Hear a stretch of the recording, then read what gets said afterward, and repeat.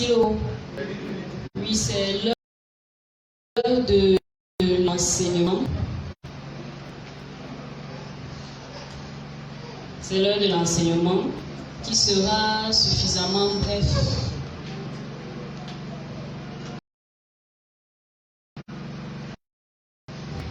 Et il a pour titre dans le futur du destin. Donc, je vais faire la toute première lecture avant de vous l'expliquer. Dans le futur du destin, première partie, Jésus entend par la lumière, la gloire et l'injection de l'Esprit Saint dans une onde. Au commencement, chaque ange animait une auréole et expliquait le sens d'un idéal. Au commencement, la charité était idéale, le reflet était le destin, et le destin signifie une explication succincte et une attitude. Pour reconnaître un destin, un animateur épelait une syllabe et attendait un écho. Avant d'épeler cette syllabe, l'animateur se tournait vers le vent et synchronisait sa voix sur le rythme de l'utile. On disait sans cesse et signifie c'est. Quand les êtres universels devinrent nombreux et curieux, il y eut un refrain qui signifie changeons, évitons. Il y eut donc des changements. Chaque être était relié au noyau par des cordes lumineuses et flexibles. Je lis ainsi parce que c'est en langue ial. Et dans la langue ial, il n'existe pas de voyelles. Donc les voyelles I que vous voyez, I et A, c'était juste à titre indicatif pour nous spécifier la manière dont nous devions prononcer les syllabes en question. Silo. Ok. La semaine dernière, nous avons abordé le thème portant sur les réalités du Christ. Et quand nous essayons de définir à quoi renvoie la réalité, on sait que c'est quelque chose de palpable. Ça n'a rien d'abstrait. C'est un fait que nous pouvons étudier, que nous pouvons même toucher. Maintenant, la suite, c'est dans le futur du destin. Nous devons retenir d'ores et déjà que lorsque nous épousons les réalités du Christ, il nous est possible de connaître le destin. Avec lui, lorsqu'on utilise le souffle du futur, il est possible de rentrer dans le passé, le présent et le futur lui-même. C'est possible avec Christ. C'est la raison pour laquelle le grand 1, le grand ensemble que nous sommes en train d'étudier depuis la semaine dernière porte sur les réalités du Christ. Au fur et à mesure que nous allons évoluer, vous allez vous rendre compte qu'il a plusieurs réalités et elles seront expliquées en vue de nous parfaits. Première partie. Jésus entend par la lumière, la gloire et l'injection de l'Esprit Saint dans une onde. Je marque un temps d'arrêt et je reviens encore sur le souffle du destin, le souffle du futur, pardon. Dans le futur, il y a 3 points essentiels qu'il faut mettre en avant. Il y a le virtuel, il y a la transcendance et il y a l'efficacité dans le concret. On ne saurait exploiter le souffle du futur et ne pas faire recours à ces 3 points. Je répète, il y a le virtuel, c'est-à-dire que la projection mentale qu'on pourrait avoir d'une solution ou d'un projet qu'on voudrait mettre sur pied. Le virtuel, c'est ce qui est différent du concret.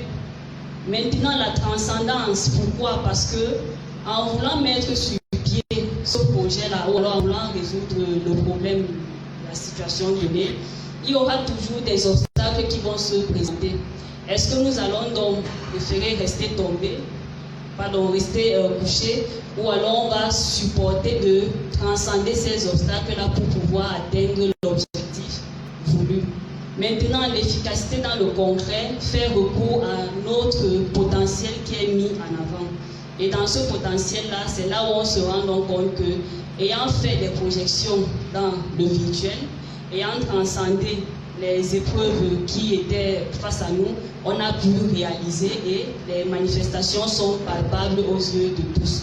Donc il faudrait retenir cela, que dans le futur, il y a le virtuel, il y a la transcendance et l'efficacité dans le concret. Maintenant, nous revenons dans l'enseignement proprement parlé, en prenant le premier paragraphe qui nous fait savoir que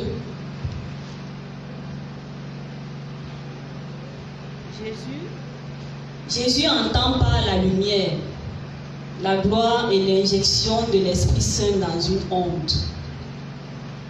Quand nous sommes un être lumineux, nous attirons au point où nous avons une certaine gloire qui est manifeste aux yeux et aux vues de tous. En plus de cela, non seulement il y a cette gloire qui est manifeste, mais il y a l'injection de l'Esprit Saint. L'Esprit Saint qui est différent du Saint-Esprit. L'Esprit Saint, c'est le contenant. C'est ça qui contient le Saint-Esprit qui est le missionnaire. C'est le Saint-Esprit qu'on envoie en mission. Donc l'Esprit Saint, c'est le contenant.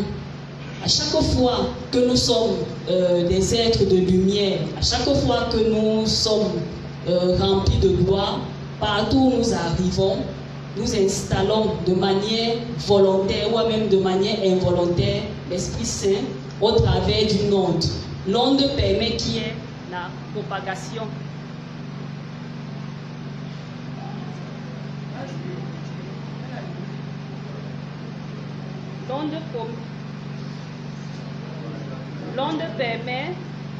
L'onde permet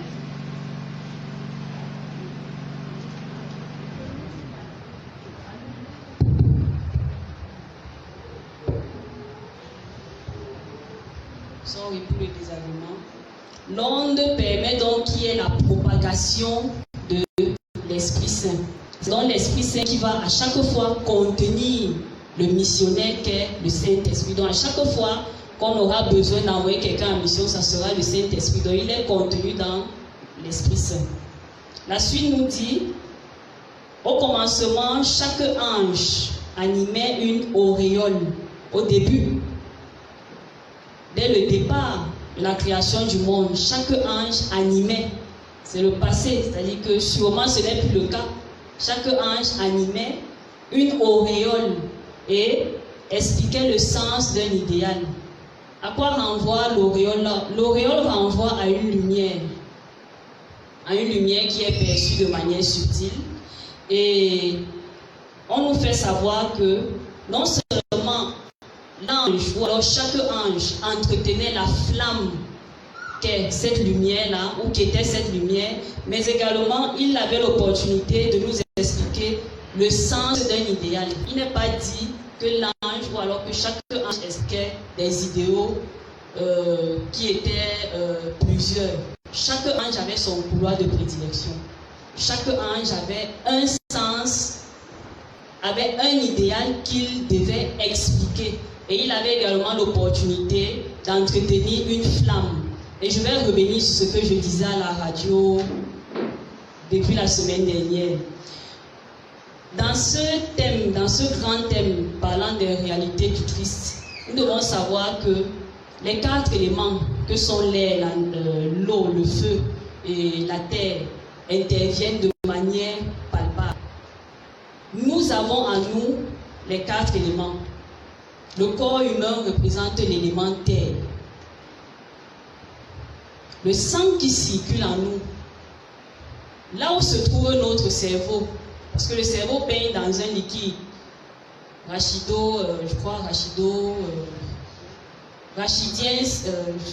c'est un liquide, le nom est un peu compliqué. Rachidien, céphalo-rachidien, merci beaucoup. Donc le cerveau baigne dans ce liquide. Le sang qui parcourt notre corps représente l'élément eau. Le liquide dans lequel baigne notre cerveau, qui est changé 3 à 4 fois toutes les 24 heures, représente également l'élément eau. L'autre chose que nous devons savoir, c'est que le souffle que nous avons, la respiration, représente l'élément air. Et la dernière chose que nous devons également savoir, c'est que le cerveau, à partir duquel nous prenons toutes les décisions, représente l'élément feu. Le cerveau. Donc, s'il y a un dysfonctionnement dans notre cerveau, on saura qu'il y a quelque chose qui ne va pas. C'est donc ça qui est l'élément feu. Donc, le corps humain représente l'élément terre. La respiration représente l'élément air. L'eau qui entoure, l'eau qui est dans notre être représente l'élément eau et même ce qu'il y a dans le cerveau. Et la décision, la volonté de vouloir changer. C'est que toutes les décisions que nous pouvons prendre représentent l'élément feu et c'est notre cerveau.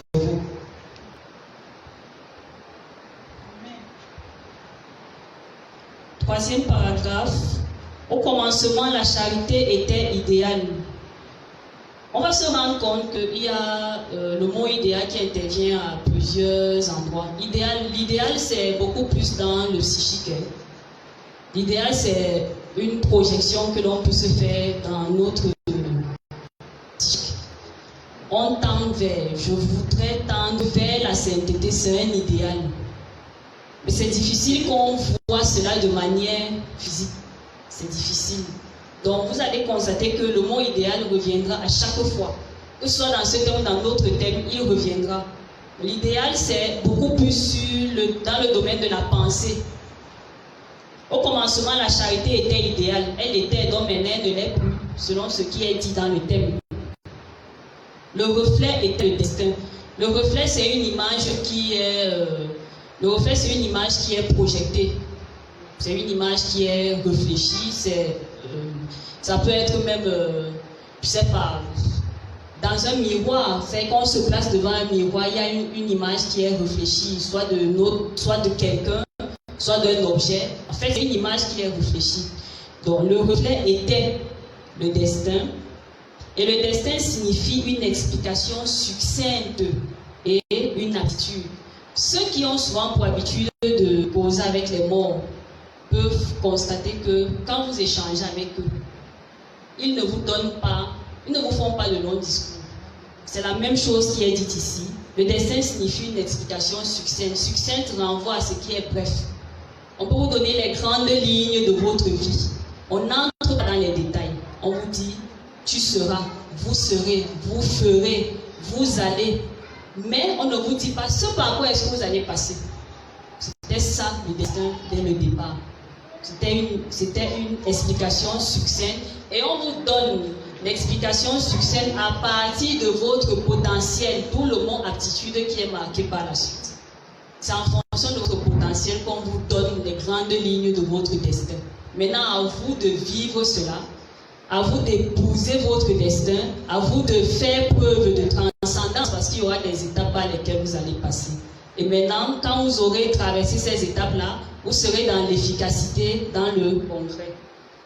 La suite nous fait savoir que pour reconnaître un destin, un animateur épelait une syllabe et attendait un écho. Je voudrais sauter ce paragraphe pour prendre le suivant afin de revenir vous l'expliquer.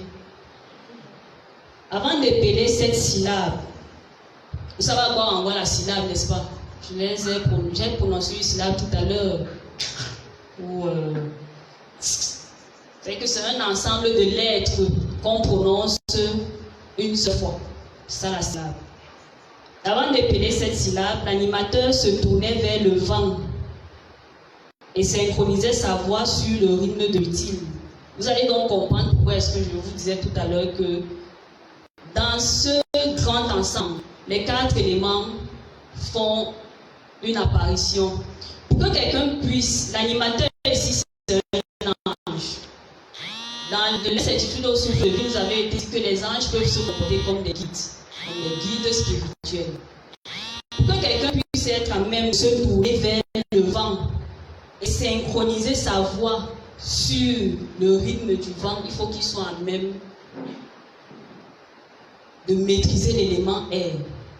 Si tu ne peux pas maîtriser l'élément air, tu ne pourras pas connaître la direction du vent afin de lui projeter, afin de vouloir faire un avec cette direction-là et de lui parler.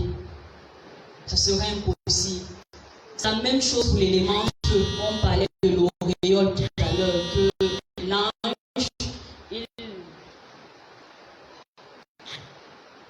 l'ange au commencement animait une auréole. Il faut que l'ange en question soit même de maîtriser l'élément feu. Il y en a parmi nous qui peuvent maîtriser l'élément feu. Il faudrait d'abord qu'ils sachent qu'ils ont cette capacité-là. Il y en a qui peuvent même maîtriser les 4 éléments. C'est important. Lorsqu'on maîtrise les 4 éléments et qu'on peut fusionner avec le noyau de l'univers, mais je vous assure que vous n'avez rien à envier à un saint parce que vous avez l'opportunité de vous comporter exactement comme un saint. Donc c'est un peu ça. Pour qu'on puisse être à même de se tourner vers le vent et de lui dire que voilà, je voudrais te transmettre telle information, il faudrait également que tu me donnes la suite de l'information que je t'ai donnée. Il faut que je sois à même de maîtriser l'élément R. Et c'est la raison pour laquelle je vous ai dit que je voudrais d'abord sauter le 4e paragraphe pour vous expliquer le 5e paragraphe. Donc avant d'épeler cette syllabe, l'animateur se tournait vers le vent et synchronisait sa voix sur le rythme de l'utile. Il a été précisé le rythme de l'utile. Pourquoi le rythme de l'utile? Parce qu'on n'est pas là-bas pour blaguer. On se concentre sur ce qui est utile. On ne voudrait pas perdre le temps sur des futilités. Donc l'animateur, lorsqu'il voudrait vous parler de votre destin, il prend la peine de se tourner vers le vent et lui dit « Ok, je voudrais fusionner avec toi pour tel être bien précis. » On disait sans cesse « et le « signifie « c'est ». À quoi renvoie le « c'est » ? Le « c'est » en question renvoie à la personne qui était dans le besoin. C'est tel, ou alors c'est, je ne sais pas comment est-ce que quel est l'exemple que je peux prendre à ce niveau-là. Je peux prendre n'importe quelle syllabe, c'est PL. Le PL là, lorsqu'on remonte maintenant au 4e paragraphe, pour reconnaître un destin, un animateur épelait une syllabe et attendait un écho. Maintenant que j'ai donné PL, j'ai émis le vœu de connaître le destin de PL. C'est le PL là qui fait en sorte qu'on reconnaisse que c'est le destin de tel que l'animateur voudrait comprendre ou alors qu'il voudrait lui transmettre. Je ne sais pas si vous me comprenez. Vous me comprenez? Vous êtes avec moi? Je réexplique encore. Je me tourne vers le vent, je lui donne une syllabe en me focalisant sur ce qui est utile à l'instant T. Et maintenant, en lui donnant cette syllabe-là, lui qui reconnaît la syllabe en question, il me donne donc les informations par rapport à la personne qui est dans le besoin. Donc c'est de ça dont il est question ici dans le 4e et le 5e paragraphe. Quand les êtres universels devinrent nombreux et curieux, il y eut un refrain qui signifie changeons, évitons. Il y eut donc des changements. À ce moment, on se rend compte que, après avoir constaté qu'il y avait peut-être une curiosité qui n'était pas positive, il fallait changer les données. Il fallait moduler les choses d'une autre façon. Et le refrain ne vient pas d'un ange, sûrement le refrain vient de Christ.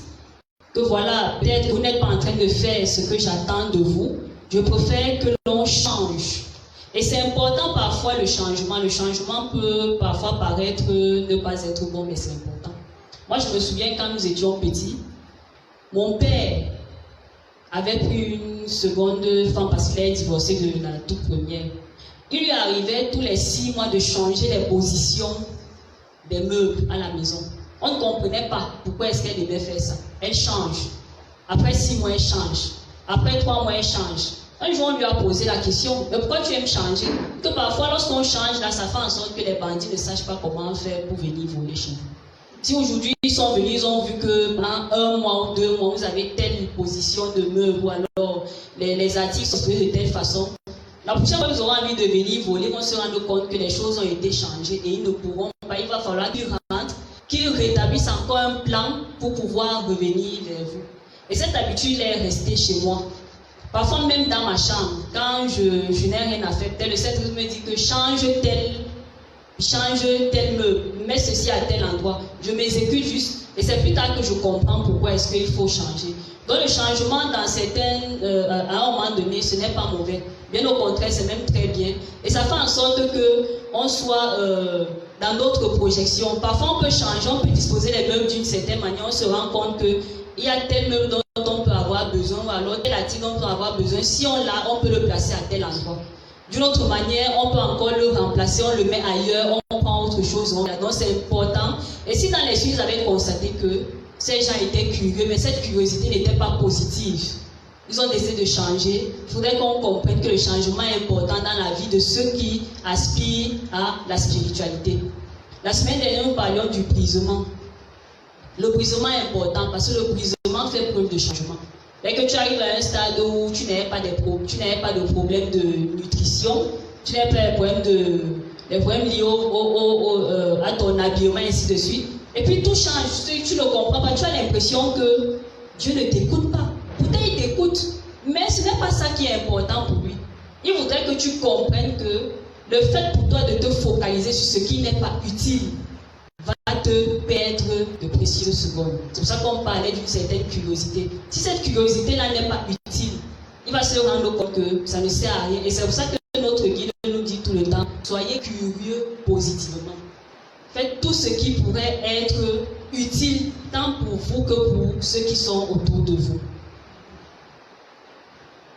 Le dernier paragraphe. Chaque être était relié au noyau par des cordes lumineuses et flexibles. Chaque être universel.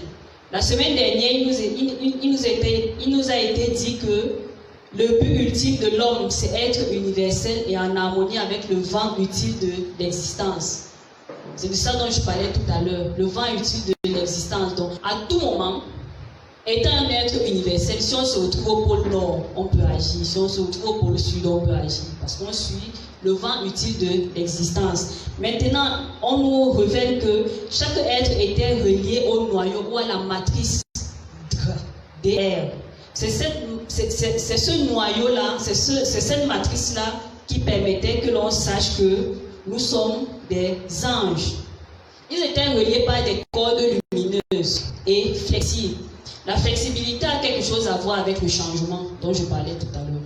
Quand on est flexible, on peut s'adapter à toute situation. On ne reste pas juste que moi je suis l'enfant de tel, je ne suis pas appelé à souffrir. Non, quand on est flexible. Le jour où on trouve que c'est avec le gaz qu'on peut faire la cuisine, ok. Le jour où c'est le feu de bois, ok, on accepte. Le jour où on décide de nous envoyer au Tchad pour une mission, ok, on accepte. On sait qu'on n'y va pas par nos propres moyens. On y va avec les moyens on y va avec le Saint-Esprit. Et lui-même, il prendra des dispositions, que ce soit à l'aller ou au retour, pour que rien ne nous arrive. C'est ça la flexibilité. Donc autant les anges étaient flexibles, autant les hommes devraient apprendre à accepter le changement et à être flexibles. Parce que quand on est flexible, on a la capacité d'adaptation. On se dit que ce par quoi est-ce qu'on passe, ça peut être un tourment, oui, mais quel est le but ultime de ce tourment? Qu'est-ce qu'on voudrait nous enseigner derrière ce tourment-là? C'est un peu ça le problème. Donc acceptons de fusionner avec le Christ, acceptons sa réalité. Il n'est pas d'une utopie, c'est un fait palpable. Il a été là, bien avant nous, et il est même là. Donc quand nous savons que nous allons faire corps avec lui, nous devons nous préparer psychologiquement à toute éventualité. Et ceci, c'est selon notre matrice originelle. Toute éventualité. Ne nous disons pas que parce qu'on est avec lui, on ne peut pas passer par telle situation. Non. Le brisement à tout moment, le changement à tout moment. Le fait d'accepter que, ok, j'ai des aptitudes en moi qui peuvent me permettre de transcender ces émotions-là ou de transcender ces situations-là. C'est déjà un plus. Et une fois qu'on accepte ce plus-là, je vous assure qu'on n'a rien à envier. On n'a rien à envier à ceux qui ne comprennent pas ce à quoi renvoient les subtilités. Amen. Amen.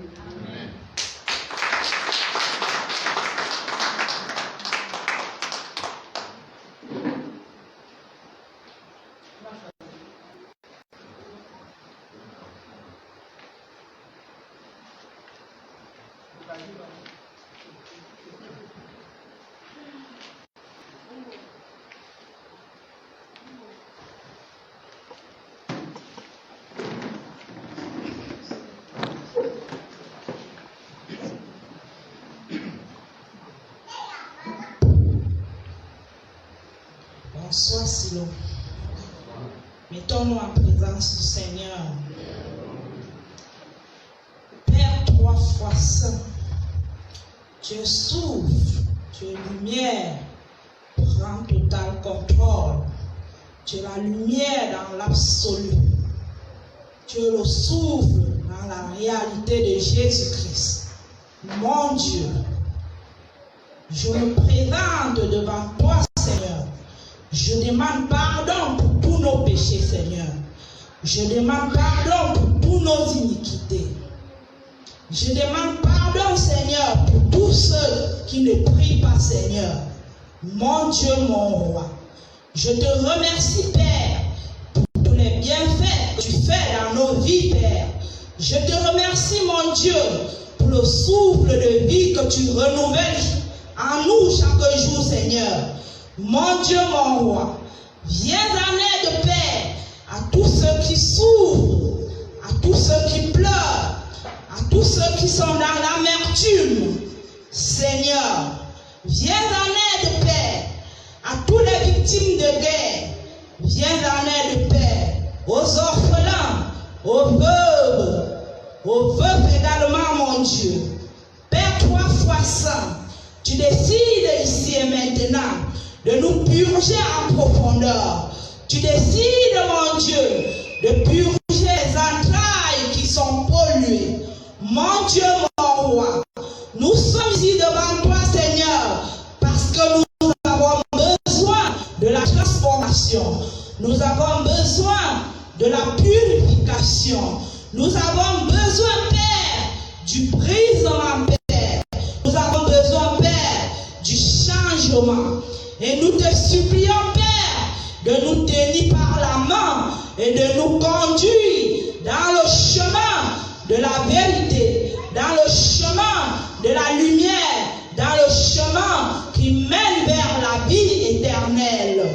Mon Dieu, mon roi, nous te présentons nos familles, nous te présentons, Père, nos enfants, nous te présentons, Père, nos problèmes ancestraux, et nous te supplions, mon Dieu, mon roi, de transformer les karmas négatifs qui nous poursuivent, Seigneur, qui nous empêchent, Père, d'entrer dans la lumière. Et que, Seigneur, demain soit un nouveau jour. Demain soit, Seigneur, un nouveau jour pour nous. Que nous soyons totalement transformés. Et que nos ancêtres, Père, par ta grâce, acceptent, mon Dieu, la transformation. Car s'ils acceptent la transformation, mon Dieu, nous-mêmes nous serons purgés. Et ainsi, la descendance future, mon Dieu, ne sera pas dans tous ces pétrins, Père, 3 fois saint.